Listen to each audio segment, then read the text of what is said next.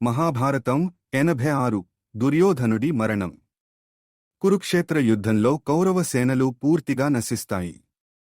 కౌరవ వీరులంతా ప్రాణాలు కోల్పోవడంతో దుర్యోధనుడు ఓ జలాశయంలో దాక్కుంటాడు.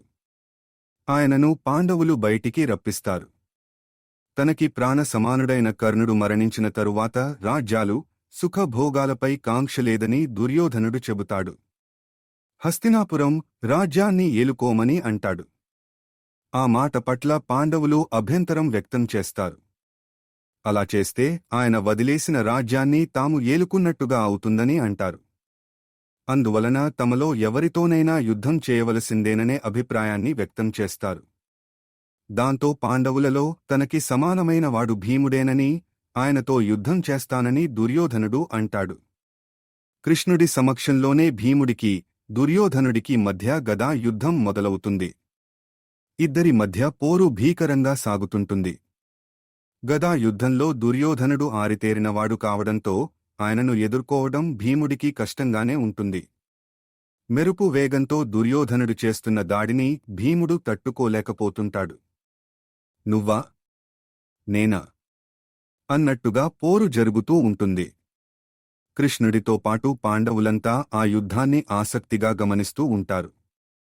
ఎక్కువసార్లు దుర్యోధనుడిదే పైచేయి అవుతూ ఉంటుంది. దాంతో పాండవులు ఆందోళన చెందుతుంటారు.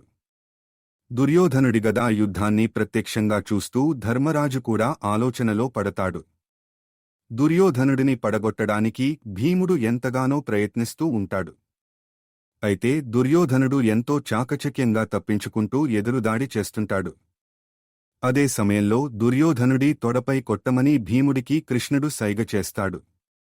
దుర్యోధనుడితో యుద్ధం చేస్తూనే అదను చూసి అతని 2 తొడలపై కొడతాడు భీముడు. దాంతో ఒక్కసారిగా దుర్యోధనుడు కుప్పకూలిపోతాడు. భీముడు చేసింది ధర్మబద్ధమైన యుద్ధం కాదని, గదా యుద్ధంలో నాభి క్రింది ప్రదేశంలో కొట్టకూడదనే నియమాన్ని ఉల్లంఘించాడని అంటాడు దుర్యోధనుడు. అధర్మ మార్గాన్ని అనుసరించి తమని అనేక కష్టాలు పెట్టిన తీరును భీముడు ప్రస్తావిస్తాడు. నిండు కొలువులో ద్రౌపదికి అవమానం జరిగినప్పుడు తాను దుర్యోధనుడి 2 తొడలు విరగ్గొడతానని శపథం చేశానని, అలా తన శపథాన్ని నెరవేర్చుకున్నానని అంటాడు.